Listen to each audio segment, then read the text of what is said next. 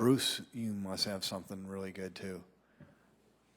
Of course I do. It's Bruce Danielson, and I guess I'm here to entertain you too.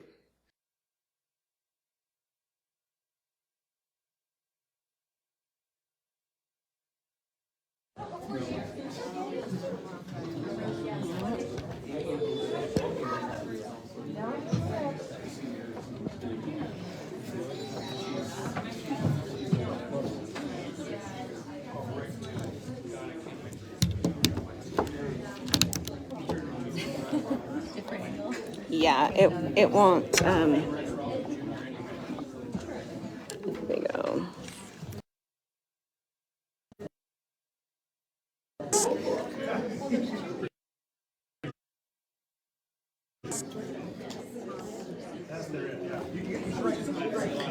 So it looks like we're not going to be able. It's only allowing me to record this way. We can't do horizontally. We're live. Oh, dang. Yeah. What if we scoot it back a little bit? Why does it only Janet? Let's see. Dang. Should I have somebody stand back here? Well, James volunteered, but I feel bad. I guess we shouldn't feel bad. He volunteered. I'll ask him. Good evening, everybody. Can you help us out? Sorry. Well, we can't. Candidates, thanks for being here tonight. We're really excited to hear from you. My name is Katrina Laramacini. I'm the president of Lansing's Neighborhood And so Association. we're just trying to get everybody in the And frame. we are really proud of where we live. And we're really happy to put this event on along with the Cathedral District folks are here. Thanks for being here. And we also crowdsourced other issues, questions, ideas for these questions that we'll be asking you tonight from the other core neighborhoods in town, which would be Terrace, Downtown Residence, Pettigrew, Whittier, what am I missing? McKinnon Park, and Garfield, yeah. So tonight, what we're gonna do first is I'm gonna have my friend and All Saints board member Samantha Chapman come up and do a land acknowledgement.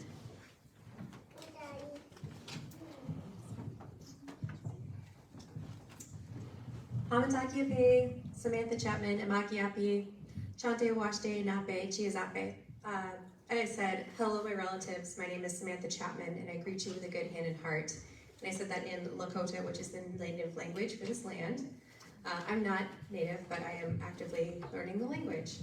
So today we acknowledge the land that we occupy here in Sioux Falls is the ancestral, traditional, and contemporary lands of the Osheti Shakowin, meaning 7 council spires, which is the proper name for the people referred to as Sioux.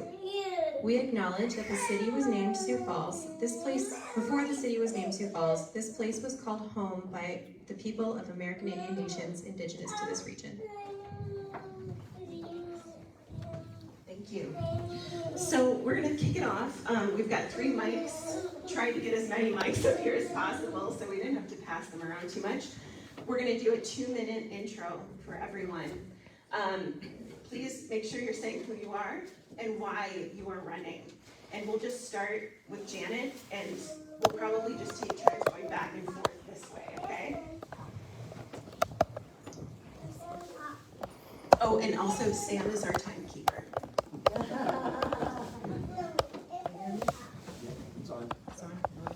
Thank you. Well, my name is Janet Brecky, and I'm running for re-election to the City Council. I earned a term 4 years ago, and I'm running again because I'm not done yet. I think I made some headway on some of the things that I really ran for, and one of the things that I was most interested in, and I know I spoke with this group about that, was neighborhood revitalization. And I made the comment back then that is, I never get tired of saying it. I mean, you just can't underestimate the the health of neighborhoods and how the health of neighborhoods affects gang violence and drugs entering into your community. And I believe then, and I believe still, that we need to lift up about 7 neighborhoods in the city of Sioux Falls to another level in order to continue on the preventive mode that we've been in since I was here in city government in the mid-90s. Well, actually, it was in the 80s when we started Projects Nice and Keep, and we tried to lift those neighborhoods up. Keep going back in and helping, keep going back in and enforcing, helping and enforcing, and keeping the neighborhoods, up. I think we need to take it to another level, and I've got ideas on how to do that, which I'd like to discuss with you tonight. So I'm running again for that. I'm really excited about the neighborhood revitalization program that the mayor announced, but I don't think it goes quite far enough. And I'd like to visit, a little bit more about that as we get into the discussion. And then the other things that we're doing, I was excited about. One of them was, treating addicts and mentally ill people like patients instead of criminals. I'm terribly excited about the link and the direction that's going. There's still more that we need to do with that.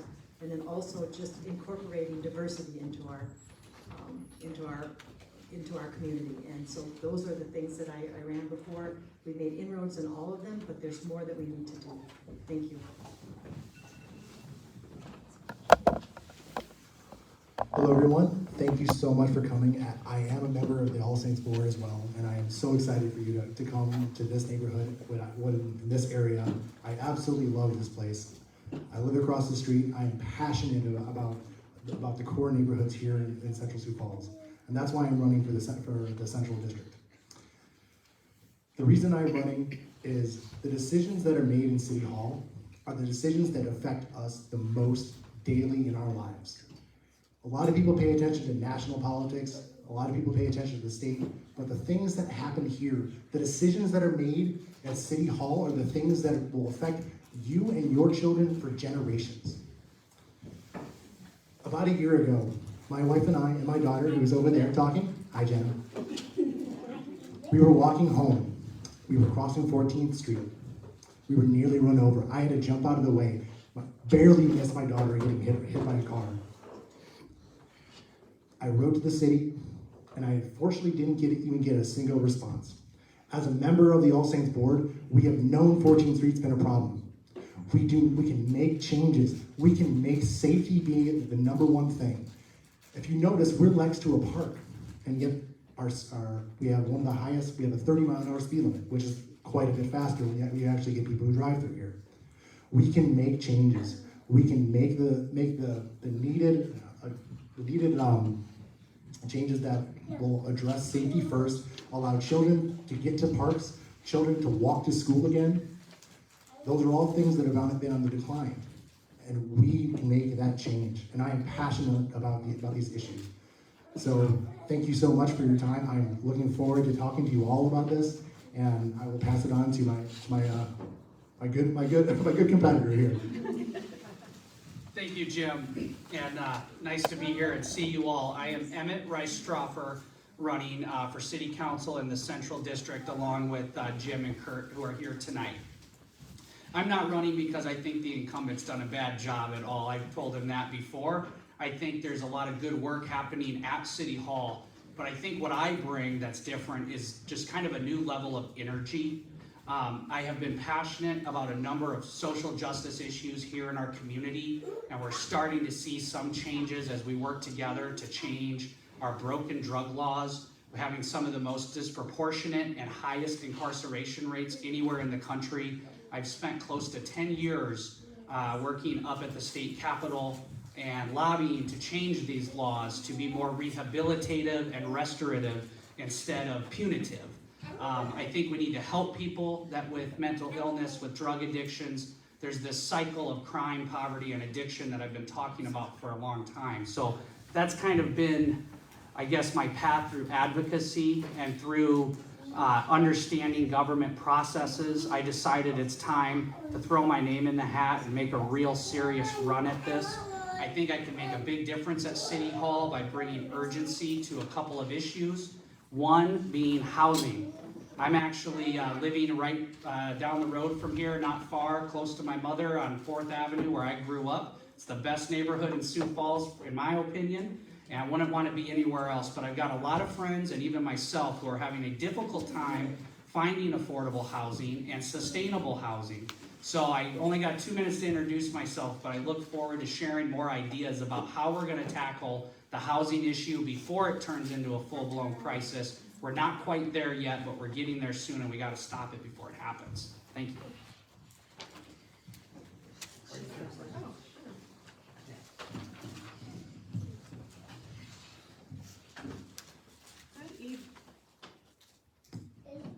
Hello. Good evening, everyone. My name is Pam Cole, and I am running for at-large B. There are two of us, two Coles running, at-large A, Cole, and at-large B. Well, my story goes back 20 years with public service, living in Brookings, and then my daughter and I moved here 7 years ago following our family went through a divorce. And Rosie's here with me tonight, and we both needed a fresh start. So we did that, and we found so many wonderful opportunities here. Some of the opportunities I had in Brookings was to serve on the school board for 2 terms, and then also in the state legislature as a state senator. I also served on historic preservation in Brookings, and I do so here as well. And I love doing that, and in fact, spent about 3 hours walking your neighborhood today, and I did not want to leave. I did not want to drive back down to 85th and Louise, where my husband of 3 years, we remarried, and I love my husband dearly, but after we get through this housing crunch, and there's more affordable housing, I wouldn't mind living down here. And I think you encapsulate what it means to be a community here. I did some looking on your website, and I saw that you're watching out for one another's cats, dogs, you're helping get people out of burning buildings, you're telling people that your UPS packages might be being stolen. So I bring experience to the table here. I have so much experience with public policy building, and frankly, that's what's been missing in City Hall. The legislative branch needs to come up, step up, do their job. I feel like there's many things, many packages that we need to put together to address affordable housing, childcare, and our food deserts. So I'm glad you're here. Thank you so much. Thank you all for coming. I appreciate being here. I'm Kurt Sale. I'm currently the Central District City Council member. I'm running for re-election. Actually, same reason I ran 4 years ago is I have grandchildren. I have 8 now, and I want them to relocate or locate in Sioux Falls. All of my family works in the Central District today. Both my daughters are nurses, and my son, he just lives down in 22nd. So this is our district. I've lived in the district for almost 40 years. So I get a little sense of what's going on. 20 years in the fire department, retired from that, got in the insurance business. That's where I'm at today. Just a few things that are concerns to me that I'm currently working on. We'll talk about the crime, certainly in the downtown area. 2 issues there.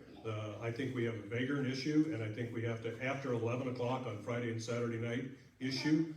We talked to Wiley's crowd and those other guys. So Chief Toom and I recently had an opportunity to share a blizzard at Dairy Queen and talk about what he's going to do in the future. So I would look for an upgraded police force presence in downtown this next year. Certainly the City Council has been unanimous on funding any request that the chiefs have brought throughout the years to make our city a safer place to live. Just 2 years ago, several of us councilors individually, unbeknownst to each other, approached Chief and said, we need body cams, absolutely need body cams. The first time we went, he said, no, we're not ready, give me a year. The second time we came around, he said, yes, we're ready. So today we have body cams, and the City Council just got a briefing on how they're working the other day. So I think that's a step in the right direction. When it comes to the core neighborhoods, and I was on my neighborhood watch, I still am a block captain for neighborhood watch. I live down by Augie. I think the core neighborhoods have a lot to give. I'm a big home ownership person. I believe if you own a home, you have pride in your home. It transcends into pride in your community. So I'll get into more other things as time goes on. Thank you for coming. Ask me anything. My contact information is back there too. Hi, my name is Sarah Cole, and I'm running for at-large seat A along with Bobby and Dara and Councilor Brecky. So I originally came to Sioux Falls in 2012. My training program was here at Sanford, and I had to move away to Milwaukee. And really, the great thing about living in other communities is you realize how great it is from the community here. Sioux Falls is amazing, and I have felt very blessed to live here. The reason why I'm running is because it has been such a blessing, and there are so many opportunities within the community. I want to continue to see it move in a positive direction. With my job, I'm a pediatric gastroenterologist at Avera, and I feel that it really gives me a unique perspective as to challenges that families are facing here in Sioux Falls, and that's something unique that I feel like I can bring to the council.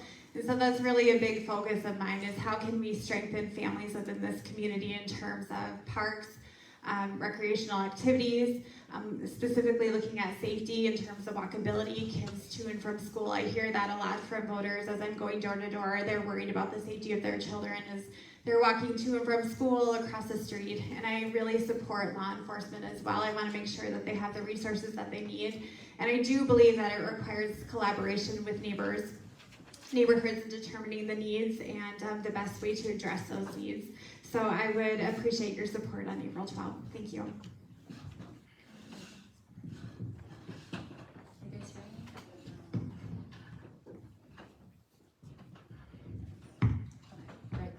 Can everybody hear me? Okay. My name is Bobby Andera, and I am running, thank you for the thumbs up back there. I am running for the at-large seat A, along with Sarah Cole and Councilor Brecky. And a little bit about myself, I am envious of those up here that are mothers and fathers. That train passed me by, but I am a boxer mom. So if that counts, then I'm in. So basically my background is I was in the military right out of high school. I served for 6 years, and then after that went to school, got my undergrad, got my master's, so on and so forth. Came back here to South Dakota to live. I've lived in Sioux Falls for about 18 years plus. I live in McKinnon Park, absolutely love this neighborhood. I pass by here, this neighborhood, frequently. Now, the reason why I'm running is I believe there needs to be a little bit more community engagement. I know maybe for this group here, most of you are engaged quite extensively, but there are a lot of people out there that are not. And I would like to be more proactive in getting community engagement involved with the betterment of the city. I would like to see a little bit more proactive policing, similar to broken windows that Rudy Giuliani had in New York. They were doing that before, but from what I've understood by the police officers I've talked to, they're a little bit strained with their particular resources. So they are having to do more of a reactive approach. So I would like to get nonprofits more involved in the city to offer their services. I would like to enhance and engage people in more neighborhood watch programs and really support them through that. So what I bring to the table is I'm very good at processing processes. I'm lean trained, so I'm very good at finding trends and fixing problems. Thank you. Good evening. My name is Rich McCorris. I'm running for at-large B City Council and really thankful for the opportunity to be here tonight. The reason that I'm running for City Council is that I believe Sioux Falls is in a really unique place. We're experiencing exponential growth right now, while at the exact same time I think we're building a donut in our city. What I mean by a donut is that we've got an extremely thriving downtown and we've got an extremely thriving suburban area. But I'm very concerned about some neighborhoods right outside of downtown like Whittier, Terry Redland, Lori B. Anderson, Garfield, and the Kiwanis Avenue area as well. For the last 10 years, I've been working on the nonprofit side of things, on childcare, housing, and food, and I wanted to bring that passion and those skills to bringing community members together to tackle those issues from a city council perspective. Also, for the last 10 years, since 2010, I've been serving as a volunteer chaplain for the Minnehaha County Sheriff's Office and Sioux Falls Police Department. So from 2010 to 2021, I'd go on a ride along once a month with our police department. So the last 10 years has given me a unique perspective of seeing what our law enforcement officers are going through on a regular basis. My passion is to make sure that we continue to have a safe community for everyone by providing that support that's necessary, but also putting our law enforcement in a place where they can succeed. Oftentimes we're asking our police to do everything. We've got to do a better job as a community at solving some of the underlying issues such as addiction and homelessness. And I'd like to see some things happen there so we take some of that pressure off of the law enforcement community. Overall, my desire is to see the growth continue, but at the exact same time, bring renewal to our core neighborhoods. And so I look for an opportunity to talk about different ideas and visions and how we can work together at sharpening those ideas and visions to bring renewal to each part of our city. Thanks for the opportunity. Thank you. All right, we're going to start with the first question. On a scale of 1 to 5, 5 being the most transparent, how would you rate the transparency of the current city administration and council processes? If you feel our city needs more transparency, what ideas do you have to increase accessibility and transparency? Can anyone take the lead? Let's start on that side. Sounds great. Couple of, how much time do we have? Sorry. 90 seconds. 90 seconds, perfect. Couple of things. I'm really passionate. I would call it public engagement, I believe, is where we've been lacking on our city government. And I would bring 3 things forward that I think would really improve things. Number 1, I've published on my website, for example, what I call a need to know. It's a short little video that has 3 things on it that I produce regularly as a city council member to say to you, hey, these are 3 things you need to know and be concerned about. So that's the way I communicate to the public.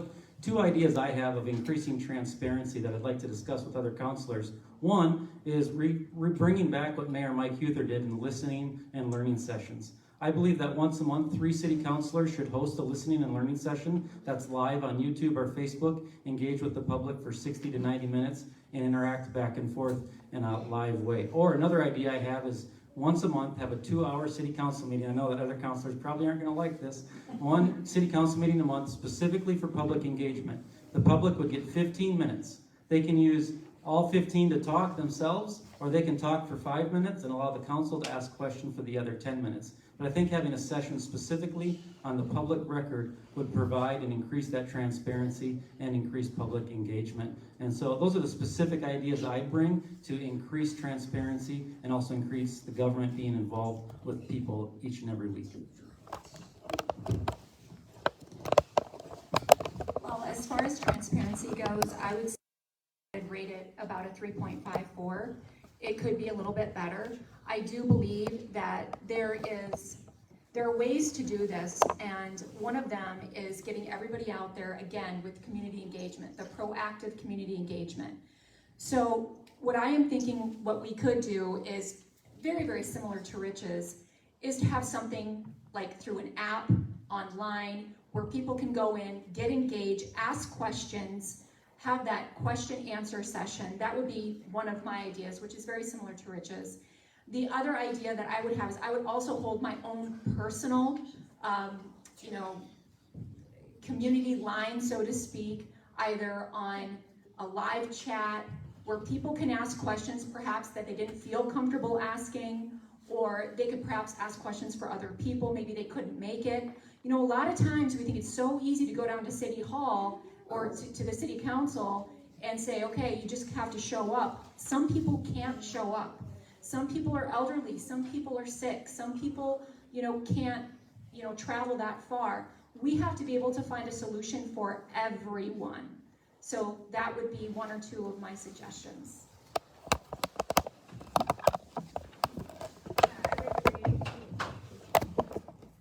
I agree transparency about it more, and I just want to echo what you said. I think it's important that we really engage the community and have meetings available. I think over Zoom would be a great option so that people can make it over a lunch hour or what is most convenient for them, so they don't have to drive downtown and find parking. And like you said, mentioned, like for those who have difficulty getting out of their homes or uncomfortable with leaving their homes, that it would be a great avenue to be able to get more community involvement. Thank you. I don't know how you could rate our transparency based on, it's somewhere it needs improvement or someplace that it's good. That if everybody remembers Mayor Mike would have a press conference because 3 people walked across the street to get a donut. He had press conferences every time. Tenhaken does not do that. So that leads to a little bit of people that think that they're not being transparent. There are a lot of times that, yes, the council members, I will say, personally, I must have had 15 emails today on council business, people wanting input on things. So I try as best I can to answer them, try to go to all the meetings that I possibly could go to. And I think that's what the city council tends to do most of the time. But in a city of 200,000 people, it is really kind of tough to get everybody's little niche hit throughout the year. So could we do a lot better? Yes. I wish Mayor Tenhaken would have more press conferences and let people know what's going on. The city council does not have a press person that can address that for us. And that's something, as we talked about this next year going into budget, what does the city council need as far as more staff? We might need 1, maybe 2 more staff people to keep up with things. The transparency thing, I think we're better than a lot of cities. We have our city council staff constantly telling us, you have to do public input, you have to have your meeting at this time. So we're following all the state laws. We're just maybe not broadcasting enough for everybody.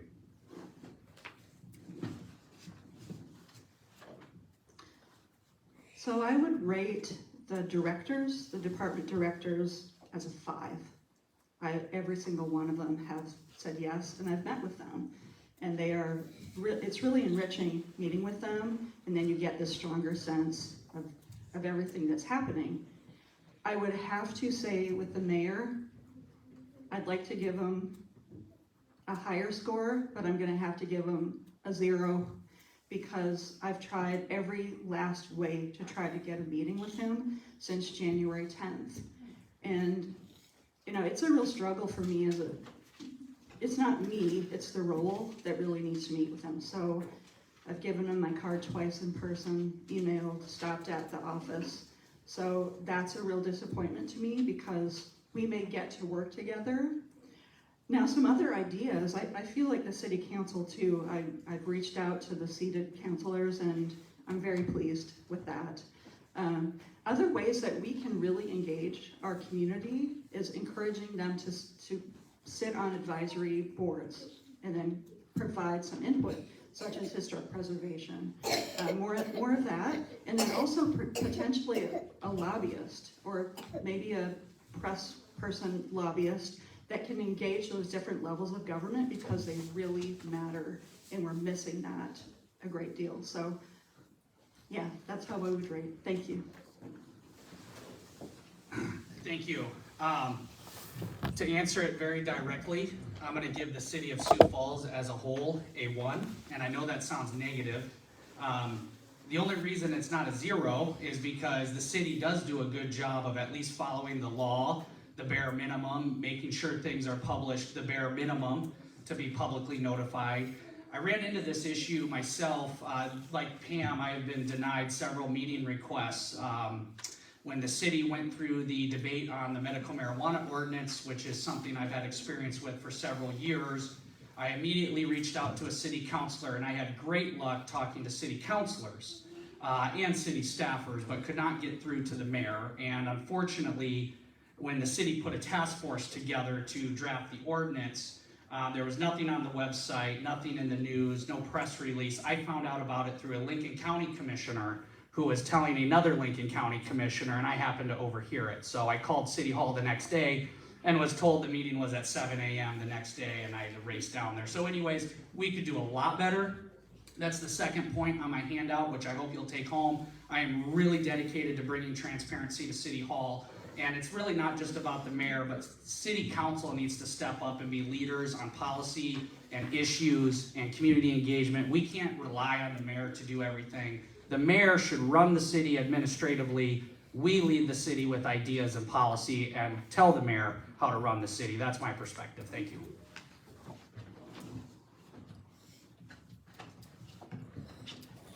My position is that I give the city a 3. One of the things, if you've ever gone to a community engagement event, what you'll see is it's sparsely attended. It's how many people even know it happens. They don't happen at regular times that people can actually go to. Instead of expecting you to come to us, we should go to you. Any event or anything that's happening in the city that's going to affect you directly, we need to be notifying you. We need to notify our citizens of an event that's happening. Emmett has a great example. we should have all known about things that are coming up to the city before it even happens. Besides hot button issues like masking, where we have tons and tons of people who showed up for hours and hours, how many times have you been engaged when an apartment was going to go up down the block from you without you even knowing about it until the last minute? And that's what happens right now. No one knows because they're busy. They don't have time. It's our job as the city to notify you of things that are going on that will affect you directly. And that's the best thing we can do. That's the way we really need to do public engagement. Right now, I'm going door to door. When was the last time the city came to your door and told you, hey, we're going to be doing this down the block? We're tearing up the street. Probably not.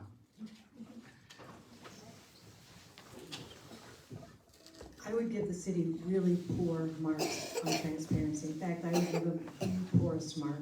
I would give them -0. And that is because after 22 years of working in city government, when I came back, after a 14-year hiatus, opening and running Honey Baked Ham, I had set up this strong mayor form of government, and we had all kinds of systems in place. Whole systems are missing. I mean, I knew where to overturn the rocks and look for why things are so closed and so dark. And so I'm going to be really candid and forthright about it. I am so disappointed, but what I found was an erosion, not a conspiracy, but an erosion over time where, I think they probably did a lot of things for expediency. Different mayors did different things. But when it comes to transparency, I walk the walk. I don't talk the talk. I brought, I think, probably around 12 transparency initiatives since I've been here, and maybe 3 of them have been passed. And people ask me, why won't people pass any of these? And I said, they're married to the status quo. This is the way they know it. This is the way they're comfortable. They don't know it like I know it when it was open, and so it's difficult. I think there's more interest in the candidates, some of the candidates in this council than I've ever seen. I hope some of them get elected, and maybe we can get some of these things passed. All right, question number 2. Walkability is something that poor neighborhoods all value. However, the disregard for speed limits and pedestrians often make it unsafe, especially during morning and evening rush hour. What are some ideas you have to improve pedestrian and bicycle safety? And we'll start with you, Janet. Things we can do to increase bicycle and pedestrian safety. Yeah. Well, one of the most simple things, and one of the things I found out as I've been on the campaign trail, how many seconds again? 90. Okay. That I've been out on the campaign trail is that universally in every neighborhood, across demographics, citywide, people are upset about speeding. We're speeding in every neighborhood, and the complaint is the police aren't around unless there's an issue. So unless there's a problem, they're not complaining about the police department. They come out when there's a problem, but we're not cruising the neighborhoods, and we're not, enforcing the speeding laws, and people are upset. And there's been near misses, and we're going to lose a child, and then we'll take it seriously. And so, having gotten that feedback as I've been on the campaign trail, it really shocked me because this is not, it's universal. I mean, every neighborhood I've been in, they're all saying the same thing, that speeding is outrageous. So I think that is one of the first things in the 30s. I can tell you more, but in a 90-second thing. I mean, I think just a conversation with a very open-minded police chief that we have, say we need, now that we're just about reaching our staffing goals, we need to just do some regular patrol in the neighborhoods. We need to set some speed traps. We need to be serious about it, serious about the speeding issue, because that, that in and of itself, I think is just a really tragic waiting to happen. Thank you, Janet. Janet's right, speeding is an issue. However, enforcement alone will not stop the problem. Right now, our streets are literally designed for speed. That's the reason why people drive fast. If we want to take and make it safe for our streets so that my child can cross the street over to the park, which I I can't tell you enough. That is my driving thing, my driving force, and why this is such a passionate issue for me. My daughter should be able to cross the street to the park without ever fearing for her life. I see kids running across the street afraid in this neighborhood, and that's not right. And it's not just here. The first thing we need to do is we need to commit that there will be 0 deaths on the streets. There will be 0 pedestrian deaths. There will be 0 car deaths. There will be 0 deaths for cyclists. That is not a dream. We can make that happen by designing the streets as such. Our current design guidelines they're wrong. What they do is they set speed first. They said with the 85% rule, which essentially said we know 15% of people are going to go over that speed limit. That's wrong. We need to change that around. We need to make it so that our speed limits are slower, and that you know it when you're driving. You will know that you cannot go faster because you will not want to. All right, thank you. I recently met with Greg Boris. Not sure if any of you know him. He came up to me at Queen City Bakery, and we've got some folks in the community that have been fighting this for a long time. We need to listen to them first. I agree with everything that was just said, so I'm going to try to make a few different points. But walkability, speeding is obviously a big point, but it's also connectivity between communities. Some of these neighborhoods can't even connect to downtown that are so close to it. I think of the Beetle Greenway apartments and the brush along the river. You can't even see the skate park and the pool that's over the river. If you're a little kid in those apartments, you got to walk to Cliff Avenue alongside traffic and cross the river there. Let's build a pedestrian bridge that connects those 2 parks. So we just need to be more creative. We also need to be more equitable with our park designs and our bike trails. I think certain parks look a lot nicer than others and are much more well kept up. I would like to see lighting added to the bike trails. That's not an issue that we have really dealt with yet in Sioux Falls, but it's coming soon, and I worry about it. I was not even able to bike on the bike trails in Colorado when I lived there. It was so dangerous at night. I hope we don't get to that point, but we need to have lighting on the bike trails. I was founder and owner of Sioux Falls Pedicabs last summer. It's a great company that is intended to promote different ways of getting around, so it's something I really care about. As a cyclist, this is not just a government issue, but a culture issue. I've gotten the bird when I'm riding my bike. We need to educate drivers that you can legally bike on the streets. Thank you.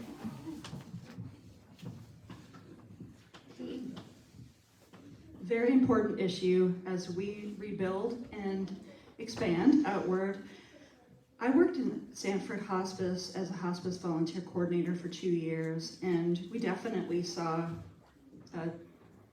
pedestrian deaths, and it got to be so bad, and it's all ages of people, so that was a very difficult thing to go through and know that we needed to change some things. So some of the things that I've learned from visiting with our street department and our building department, the planning and zoning, and then Greg Boris, is the idea of the 15-minute city, that you can bike or walk anywhere, places that you need to go in 15 minutes. So I love that idea, and I want us to start working on that and create communities within communities, and stop looking at Sioux Falls as, it's an enormous city. Really, it's enormous. I've been putting up yard signs. It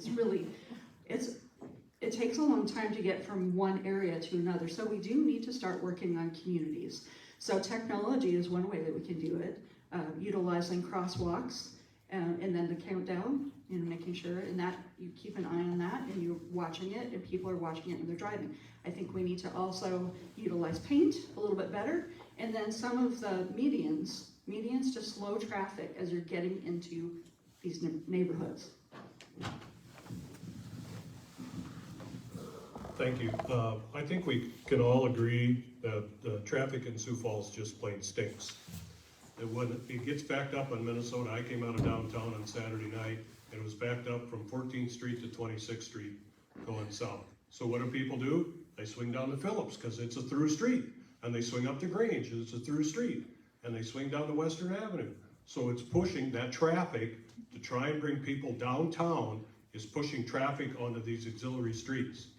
And that's one of the issues that the traffic division is constantly looking at. If you look at downtown right now, you'll see a lot of bump outs that were not there 4 years ago. They're trying to stop some traffic from going too fast. Well, every time a new bump out is, I get a phone call from somebody that has driven downtown the last 20 years, and they went right up over the top of it. So some people have to do some training going forward. So as this all goes forward, the city has to figure out, if you live down 85th and Cliff, can you commute to downtown every day, and can you then turn around and complain about traffic? I don't know if that's a legitimate complaint. You've chose to live there, you're coming downtown, or if you live there, it used to be Citibank way on the north side, and people constantly complained about that traffic, but you chose to live there and you're up there. So as the city grows, I think you're gonna see more and more people that are in the core neighborhood stay in the core neighborhood. If you're on the west side, you're gonna stay on the west side. I think that's gonna happen. So it's interesting that you say that, because I just met with someone on Saturday who's mentioning with all the construction that's going to take place on 41st Street, what that's going to do to his neighborhood. He mentioned, I've requested a 4-way stop multiple times, and it seems like no one has listened to my concerns. I think the way that we structure our roads is really important, so I don't think that we need roads that are 13 to 14 feet in width and reducing it to 10.5, 11 feet, because studies have shown actually that when the road is more narrow, people slow down. I think also posting those signs that kind of light up when you drive past them, letting you know how quickly you're going. There are studies that show there's up to an 80% reduction in people who slow down when they see those signs. I just moved, I live by a school, and I just moved recently to another school, and at the other school I noticed that when there was a patrol, a police officer, that everyone slowed down dramatically, and I just don't know that we have the resources to patrol every single school, but it would be great if we can partner with police officers, parents, to figure out how we can slow things down for these kids and keep them safe, especially walking to parks, walking to schools, as I mentioned. Thank you. Well, this is interesting because I used to be one of those people. I used to be one of those people that would speed. Convertible, nice day, I'm gunning it. And I realized how much of a danger that was. So I started going the speed limit when I realized that I was more of a danger than, anything. And when I see those signs and I see that speed limit, that the digital one that's posted, I'm going the speed limit and I slow down. So I really think that those posts, those digital speed limit posts, I think those really do help. The other thing I would do is I would kind of do a bookend approach. I would find the place where there's the largest issue, and I would take care of that first. Basically, people call it the low-hanging fruit. And maybe that's around the parks. Get some speed bumps in there, get crosswalks in there, make sure the children are safe. And then on top of that, make sure that we educate our citizens. We've got these amazing digital billboards that just went up. And I know over time, it's like, oh, there's that message again. But I really think that if you use it appropriately, that you can remind all of the citizens, whether they're in Minnesota, whether they're coming off the interstate, whether they're going downtown, to slow down. And I think that might help. Hey, it's kind of refreshing to see a bunch of politicians agree on something, isn't it? Two things really stick out to me. Number one is design. I really appreciate what's done on 15th Street as you're going towards Garfield near 15th and West. They put a little bump out on both sides, kind of staggered from each other. It feels very natural as you're driving along there, and it does a really nice job of slowing things down. So I think design of those bump outs, as mentioned, also lane width is really important. I think the one piece that's really missing from the conversation we've had so far is the articulation of the vision to the city as a whole. Everybody that's here tonight, you're officially a city government nerd, because you're in the 10% that's actually listening and paying attention. You got to remember that we're talking about these things, the majority of the city's not paying attention. What we have to do is we've got to pound the pavement and say, hey, this is what we're trying to create in our community. It can't just be one press release. It's got to be mentioned time and time and time again. So when we say, hey, we want to have a 15-minute city, we've got to articulate. That doesn't mean you can get anywhere in 15 minutes. That means that within 15 minutes of your home, you can walk to a church, a grocery store, a school, a retail place. We got to take that vision and articulate it over and over to the community so that everybody's here. You're like, stop talking about it. But until we say stop talking about it, the rest of the community hasn't heard the vision. So number one, we need to give the vision to the city about walkability and bicycling access. Thank you. Speaking of walkability and accessibility, I'm going to skip around here. Have you ever used SAM on Demand or our city bus system? Do you have any concerns with accessibility or functionality of the system? As Sioux Falls continues to grow with more development outside the central district, do you have ideas to improve our public transit system? Rich, you can go first, 90 seconds. Thank you. Great question. My passion for low income, working poor in our community, I've had a lot of experience with the transportation system of helping single moms try to get from 12th and Summit to Wells Fargo to daycare. And that can be a 2.5-hour trip when it's all together. A couple of things that I point out that I think are really important. Number one, I'd like to see us implement what's called an employment pass. So for example, if you've got a job somewhere and the reason you're using the bus, I'd like to see some sort of system put up where that transportation can be free. What we're spending on transportation, I believe it's about $12.4 million to operate in from transit. It doesn't even move the needle. So I'd rather see us say, let's not so much worry about that revenue that's coming in versus try to get people to use the transit system. So I think the number one priority right now is try to get the transit system used more. I think we got some more work to do still in the on-demand system regards to timing and length of time that it takes. And so I haven't seen enough data yet to say, hey, let's fully move to the on-demand service before what we had in place. I think overall with the transit system is, I'm gonna agree with Rich, we have got to get people to use it, because a lot of the things that you're gonna hear when they're going through their, whatever it's an experiment, whether they're doing some sort of study, there's not enough people on this bus to warrant it going to this location.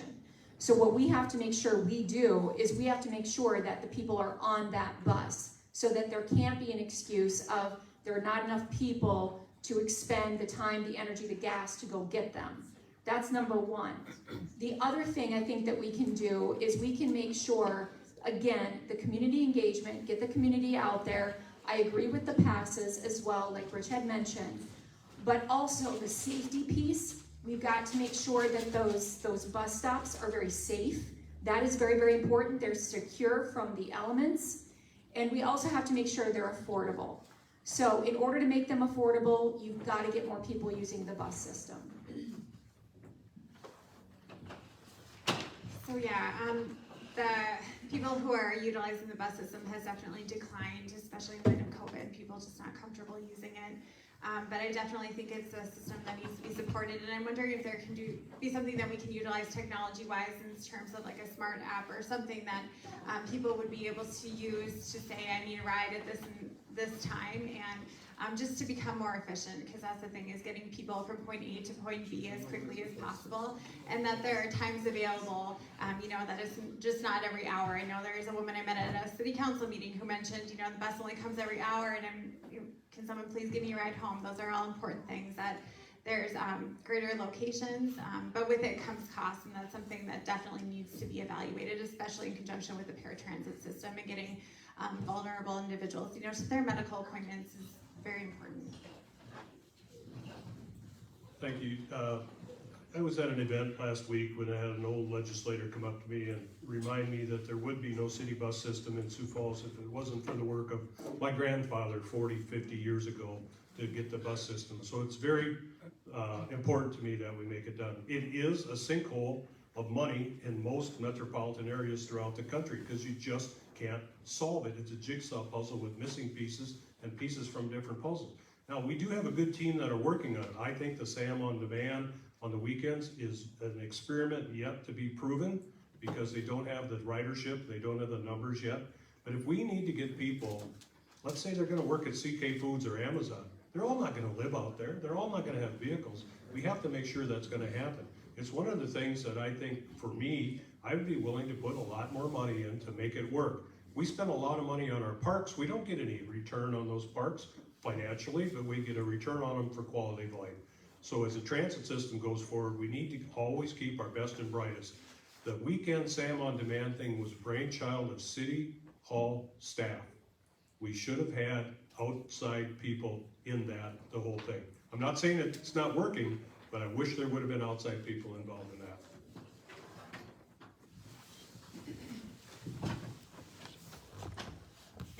I look at our transit system as an investment in people and getting them where they need to go. And I have two very close family members that depended on the transit system. My daughter Rosie, when we moved here 7 years ago, she was 15, and she didn't have a car. I was finishing a degree at SDSU, gone Monday, Wednesday, Friday, and she came from Lincoln High School every day. She would either come down to the Washington Pavilion on Tuesdays and Thursdays, where I worked as a science interactor while I was finishing school, or she would take the bus all the way to All Day Cafe. My brother also, I moved him here from Brookings after he had an illness with Crohn's disease, and he could no longer drive. And I moved him near the depot on South Louise, not far from me.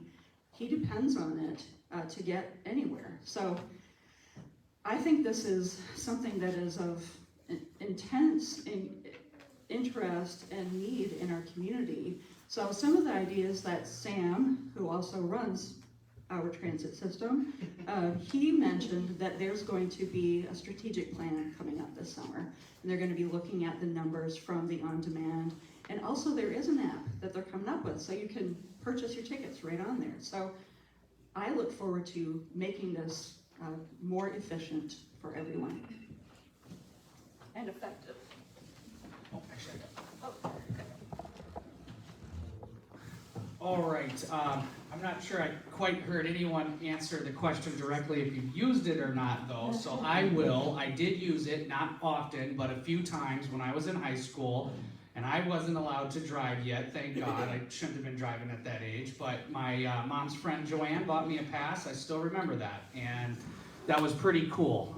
Interesting way to get around, but most of the folks I know, young working adults, they just say, no, it doesn't work for me. The routes are bad, they're too long, they don't go to the right places. We need to look at our routes and make them more like a grid.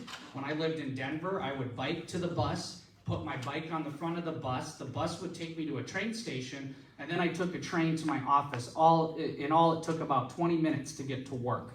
Now, Rich, you used the word exponential earlier today, and that really sinks in my mind. We have to remember that. This is exponential growth, so we also have exponential problems. Right now, our transit system isn't working effectively just based on what I'm hearing from folks, so I would just say, if it's a sinkhole, make it free for everyone. What are we doing? Taking $1.10 for a ride from folks that are already living in poverty? Give it free to everyone until we get to a point that it really works for everyone. And why I mentioned exponential is long term. I don't think, some people told me this is crazy, don't bring it up. Why aren't we talking about trains? That's a great way to get around. If we're gonna push 250,000 people and we're thinking 5-10 years with a strategic vision, let's start talking about trains too. So first off, I do use transit. So far, and I use it often. I work at Avera, I walk there, and I would love to use transit more often, but I can't. Now that the system only runs once an hour, and if I miss that, well, I'm just gonna walk home because it's gonna take me a lot faster. It's gonna be a lot faster for me to do that. A couple weeks ago, my wife dropped me off at one of these candidate forums that we did. And I was gonna take the bus home. The bus never showed up. It was the last bus of the day. I had to call an Uber, because my wife couldn't get me because my daughter was asleep. We need a system that is frequent. We need a system that you know when it's coming. Because the reality, if you go out right now, if you go out to the bus stop that's right there, do you have any idea when that bus is gonna come? Of course not. I don't even know when it's gonna come. When they changed the routes or the times, they didn't even update it online. I had to call downtown to ask, what time is the bus coming? And they're like, oh, well, yeah, it changed. Well, when are you gonna tell me that? So There's a lot we can do. Sam on Demand has been a failure. If you ask any of the bus drivers, they'll tell you that no one is there when by the time they get there. It takes 45 minutes or longer before the bus shows up, and the city's still counting that. They're not counting completed rides, they're just counting requests. We can do better. We can design a system that actually works. Thank you so much.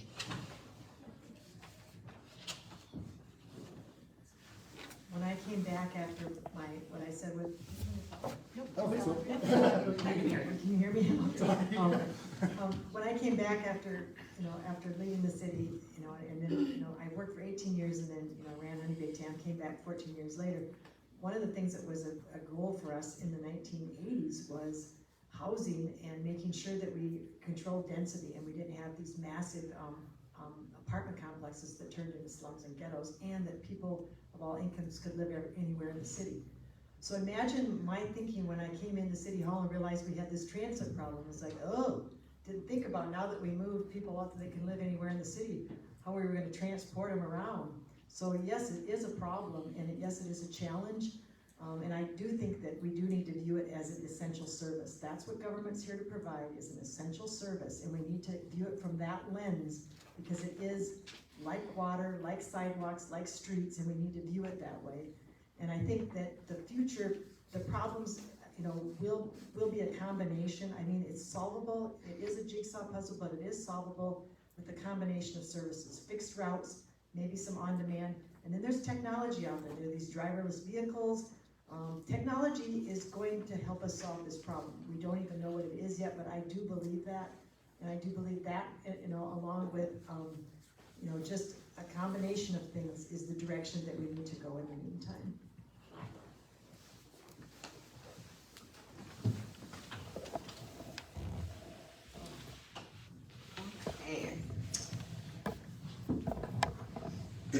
Word on the street is that I'm unplugged. Word on the street is that city staff and local developers knew long before Heidi's announcement that Kiwanis and 10th Street store would close. The neighborhoods of West and 10th Street, Garfield, North Kiwanis are now dealing with a substantial food desert in their part of the city due to the closure of Hy-Vee. While the city has no power to force a business to remain open, it appears that no entity was looking out for these neighborhoods or projecting the real-life impact those citizens are now facing. What are your thoughts on increasing the effectiveness of public-private partnerships that would protect neighborhoods from food deserts in our growing city? What ideas do you have to ensure that these neighborhoods and all citizens of Sioux Falls have easier access to fresh produce and healthy food? That's a really good question, and that's, for me, that's a new issue. Food deserts is something that was foreign to me. I mean, I hadn't really heard of it until it happened here. And so I would kind of answer the question in two parts. One, I think you have to explore what other cities have done. We're not reinventing the wheel. I often find really good ideas and a whole panoply of ideas by just, going to conferences like the National League of City and learning what our larger cities on the coast have done to deal with some of their issues. I would be open to private-public partnerships in a situation like that.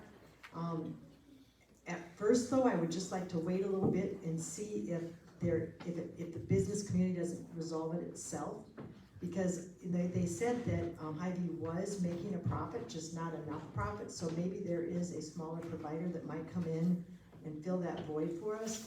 I don't know, but I am open to a partnership to solve it, because again, it's an essential thing. We can't have food deserts, so we have to figure it out.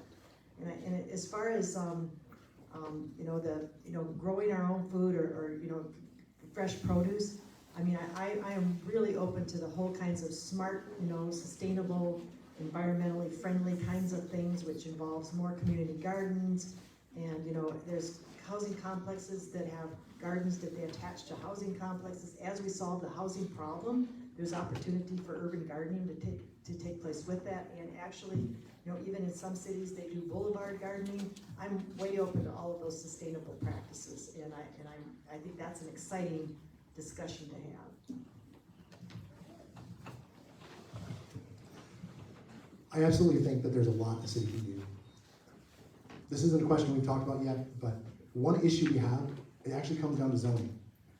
There was once a time where we had corner stores, grocery stores where you could go around the block and get your groceries from your corner butcher, your corner produce store. We used to have that here in this town. However, we've centralized everything into these large facilities. So it's not really a surprise when one of them leaves that suddenly we have a food desert. The second thing we can do is if we're not willing to make that change, we can devote some of that money that maybe the $40 million we've devoted towards parking garages, instead towards maybe bringing in smaller groceries, investing in the city, investing in a co-op. There are lots of things that we can do to foster opportunities here in the city for people to make sure that they can get the most basic needs. We talked about a 15-minute city. We need to put our money where our mouth is. To build that, it's going to take money. It's going to take changes. We can make those changes to ensure that no one will ever be without the basic necessities that they need for their life. Thank you. I think food insecurity can be addressed in more ways than just a grocery store. Now, I was just spending all weekend in the Garfield neighborhood. This is heartbreaking to folks that have lived in that neighborhood for 20, 30, 40 years. Like Jim mentioned, we don't have those neighborhood small grocers. We just heard about Andy's closing. So this is a real problem. So here is what I'm offering today as one commitment to you as a city councilor. It's time to repeal the sales tax on fresh grocery foods.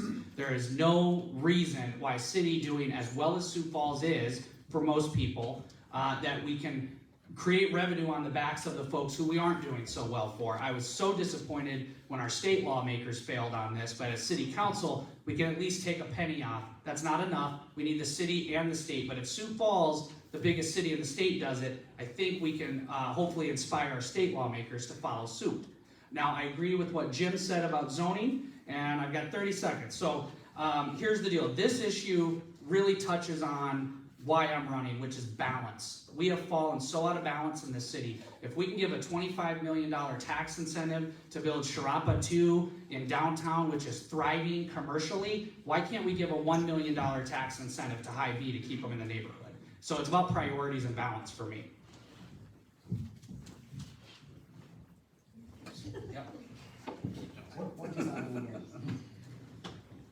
I'm so glad that you brought up the legislative process.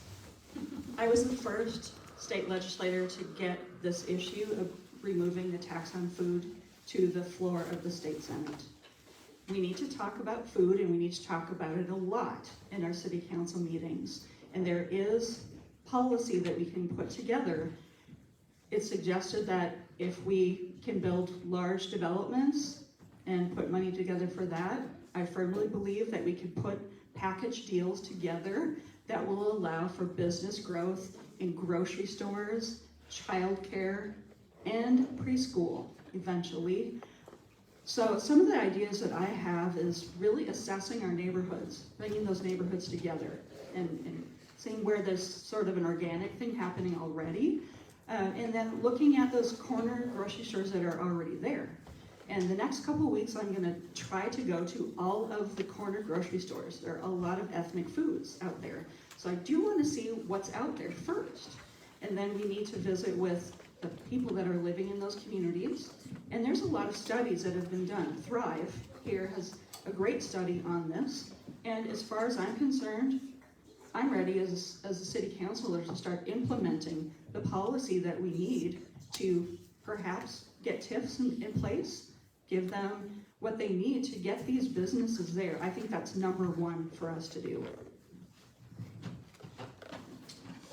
Thank you. You know, when this issue came up about the store on Kiwanis closing, I met with a couple of grocers and they said, "Are you kidding me? Why would we open another grocery store? Because we cannot hardly get the labor we need now." Grocery stores are a tough business, very labor intensive. And now we just had Andy's gonna close up here, up on Cleveland. They're gonna close. So that leaves us with one mom and pop grocery store in the city. So every time somebody gets their groceries at Walmart, because they're cheaper, the small grocery stores suffer for that. And that's kind of the economy that the city has adopted in some place. Let's go to Walmart, get the cheapest stuff, and we're not gonna take care of our local businesses. We see that downtown in the small businesses. They've been revived because of the culture downtown. But there's a lot of mom and pop shops around town that are really struggling. Every Walmart that goes up, every Dollar General that goes up, some other mom and pop store is hurting. So can we solve it up in that neighborhood? I've talked to people, let's go in the old West Sioux Hardware. Everybody remembers the West Sioux Harbor? Wouldn't that be a perfect location for it? Well, guess what? It's not gonna work. Nobody wants to invest the type of money. So the city would give tax breaks. I think the council would really embrace that if somebody came forward with a plan. Nobody's come forward yet. Yeah, I do definitely think that there's a partnership that can exist between the private business sector and the city. I'm generally for less government involvement, and I believe government's role is to kind of fill in the gaps that are not met by the private sector. But I think it comes down to zoning. I think it comes down to also making our city more walkable, as we just discussed, designing our streets in a different way. And yeah, it's a problem that there are not more grocery stores available, but over the last year, small businesses have taken quite a hit. And as it's definitely a workforce issue, I do think that there's a role specifically with partnering with the private sector to get daycares. I don't think it's the government's job to run a government-led daycare, but how do we try to incentivize businesses, and how that relates is that if people are able to find childcare, then it will allow more individuals to be in the workforce to be able to work at some of these businesses. Well, I'm going to completely agree with Kurt. That is something that I've thought about for a while. I'm definitely pro small business. I'm pro co-op. You're talking to somebody with an indoor garden. Okay, I'm big on sus. And the thing about it is as we get a lot of these larger facilities coming in, like Kurt said, the Dollar General store, all the bigger ones, it really does drive out those mom and pop shops. And, I think if we could, once again, engage the community on the importance of being part of the community, offering that service, and supporting someone who's thinking about doing that by going to that, being a patron of that business, I think we could find a lot more people who would be willing to take that risk and put that business in place. So that's just one of the things that, I think would be very, very important, is community engagement and getting people out there and accepting the fact that, look, it is nice to have cheaper food or cheaper selections, but we really do have to support our own communities, and we've got to make sure that we don't have food deserts. This is an issue that's really important to me, and for full transparency's sake, I've been working on establishing a grocery in the Pettigrew Heights, Kiwanis area, and it's in process right now, more of a nonprofit focus, but kind of wants to make that known and set that aside for a second. I'm learning a lot about the economics of groceries and the difficulty of making it work economically. I think the city's got three roles. First is the city's got a convening role. Immediately when this happens, I think we've got to do a better job of convening the neighborhood, convening the business community, convening the nonprofit community together. That's the first role of saying, hey, we've got to get together, have a public forum on this. I know public forums are difficult. They're messy. Gets a little tense. You got to be willing to stand up front and take difficult questions and talk about stuff. I think number one, we've got to convene the community. Number two is, I believe public investment is appropriate one time in an appropriate business plan that's put together that can be self-sustaining after that. I don't believe it's appropriate to bring ongoing public investment to this sector, but it would be appropriate to bring initial one-time funding to get something started. The third thing I'd say is this, I'm learning this right now, near Eugene Field, they're kind of putting in like a little garden area there. I think there's other areas around the community that would really help the development of that area to kind of have the zoning for gardens in those areas, and then using that produce in some of these neighborhood groceries. So convene one-time investment and find appropriate land for the garden opportunities. Thanks. This is going to be our last question. As the population of Sioux Falls grows, so does our unhoused population. Do you have any proposed solutions for services the city can offer the houseless populations in Sioux Falls? And, sorry, yes, we'll start with you. 90 seconds, please. Well, this is going to sound really weird. Please go to mccorrisforcouncil.com. I just released a 5-point proposal last week on how to handle some of our challenges in the Whittier neighborhood. First, I believe we've got to start street teams. We've got our law enforcement handling too many issues with our homeless population. We've got to have street teams go on the offense in a situation and connect people to services. Secondly, we've got to establish family-first housing. We've got to get some of these children out of our shelter units. It's not a good and safe situation. It's going to take one-time investment. Third, we've got to have a conversation about food distribution in Whittier neighborhood. There's way too much free food being distributed in a 4-block radius. It's bad for the neighbors. It's producing bad results. It's not helpful. Fourth, we need to integrate employment into a day shelter in Sioux Falls. Years ago, we moved the day shelter from Bishop Dudley in the middle of downtown over to Whittier Heights. I think we need to strengthen our day shelter with an employment opportunity in it. And then fifth, we got to incentivize nonprofits to use the Helpline network of care. We've got an amazing network of care that touches people into a continuum of care. We've got to incentivize nonprofits and entities to use that Helpline network of care. And so I want to bring these ideas forward. I look at this as this. These are just ideas. I want to strengthen them with other ideas as well, but it's an area where I bring some experience and perspective. Those were great. I am also a proponent of getting the nonprofits involved. I myself, I'm waiting for my 1023 to come back on my nonprofit, and I want nonprofits to be a solution, because nonprofits by and large have a big volunteer base. They can get the hard work done. They can partner with the city, possibly get grants from the federal government to be able to help out with some of these solutions. So there are a lot of avenues to work with, but for me, it is the nonprofit side, and I think that that would really benefit Sioux Falls to get them involved. So I think another component is just education. You know, there are signs downtown talking about ways that people can give in helpful ways to help some of these individuals struggling. I'm a huge advocate of the link that was mentioned previously, and just continually advocating for some of those mental health services and various opportunities to help, because homelessness is a very complex condition, and they're a vulnerable population that need to be protected. And you know, partnering with, again, community involvement in helping with helping these individuals.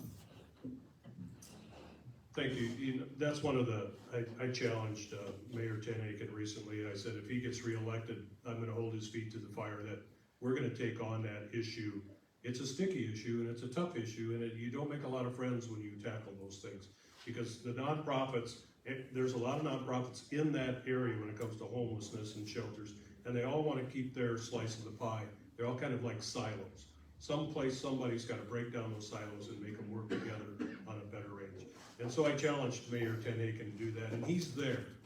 He's there to do that. So I look at his second, if he's reelected to a second term, that's going to be a priority of his and mine if we're elected. I did meet with Chief Toom, and we specifically talked about that.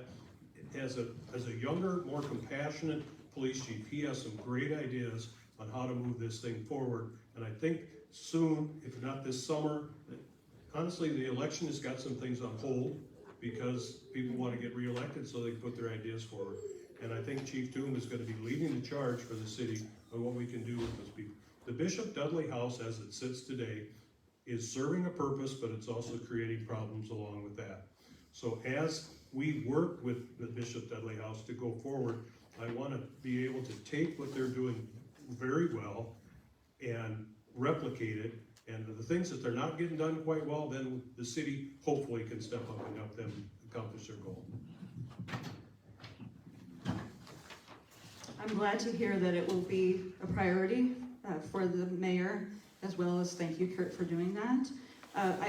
We haven't talked really at all about strategic planning here tonight, and that really needs to stem from the city council in all of these different areas. We as candidates, we can come up with individual plans, but the power of the city council as a whole, they need to start with a strategic plan in all of these areas, including homelessness. And the first thing we need to ask is, why are people homeless? What makes a person not have a place to live? And it is a complex issue. So breaking down those areas and finding out why they are homeless, mental health concerns, drug addictions, prejudice. This past year I worked the entire year on getting Medicaid expansion on the ballot this coming year. I think that we need to help people stabilize. Wherever they're at, we need to help stabilize them. And we can do a lot with processes. And we can, as voters, make sure that we vote in something like Medicaid expansion for single adults that earn less than $17,000. Why have we left family of one out of this? So we know that people need to be healthy, they need their medication, they need help along the way, they need to stabilize, and then honestly, if they can get jobs, that's what will help them become not homeless. A lot of good answers, and I believe everyone up here seriously cares about this. I once had a friend who I'd let sleep in my car for a few nights when he was struggling to find a place, so thankfully I've never had to deal with it. I recently went to the Union Gospel Mission, and when I hear some of these ideas and solutions, being proposed by other candidates, I think we've already got a rock star. If you haven't met this Eric Weber guy yet, holy crap, he is working his tail off to build these new family units up there. We have organizations that need our help. The city should get out of the way when we can. The city should help when we can. I went to council the very next day and said, where's the crosswalk to walk from the men's shelter to the women's shelter? Little things can make a big difference. But again, I want to circle back to balance, which is why I'm running. A quick Google search and you find we're spending $52 million to build a new police training center. But we can't build a second safe home? So why are people homeless? That's the best question Pam asked. Ask some of these folks, okay? Some of these just don't have family left. They don't have an ID. Let's get a mobile DMV station to go to the shelter and help them get an ID. Back to the drug laws I talked about. Some of these people have convictions that won't allow them to get a job. So there's a lot of areas where government needs to get out of the way. And then we have private organizations that can really get to work and make a difference. We all need to work on it together. Thank you.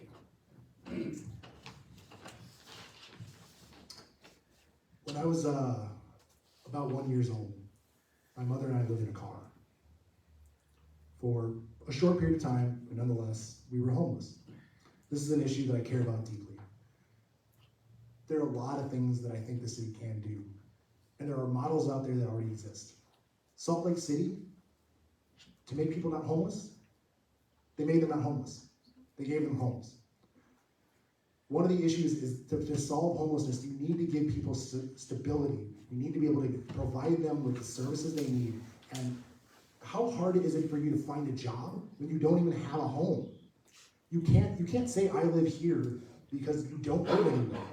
So to find jobs, you need to have a home. That's really rule number one, because people they're not going to hire you if you don't have a home. So we need to get out of the way. I totally agree. There are things we can do. Tiny homes, we need to be creative. We need to provide people with a place to live so that they can get started, get the services they need.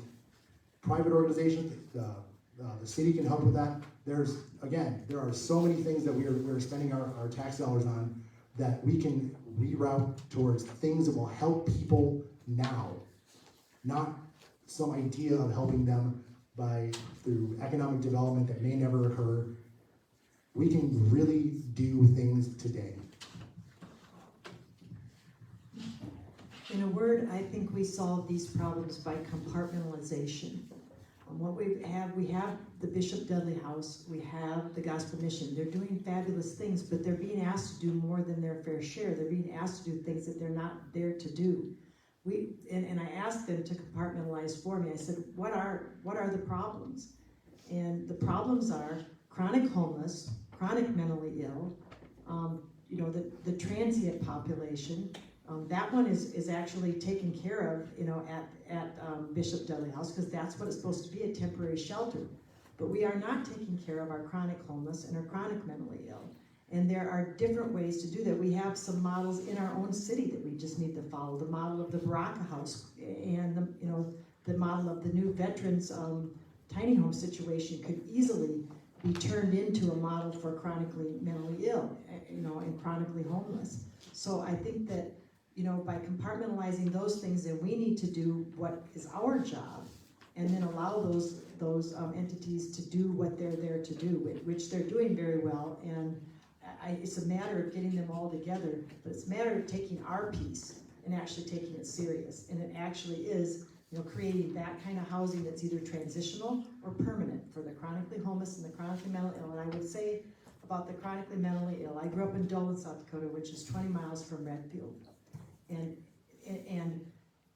ever since mainstreaming, we have, as a government, we have never taken those people that fell through the cracks, and we need to do it now and provide a bed board situation with opportunities to either get them off of the medications or get them on medications and improve, or just house them permanently. Thank you. Thanks, everyone. We had some really great discussion here tonight. I hope that you got a really good chance to explain to everyone why you are passionate enough to run for our city council, and we can stick around a little bit if people want to mingle with you for a few minutes while we're tearing down chairs. We can do that, but we really appreciate you all taking your time to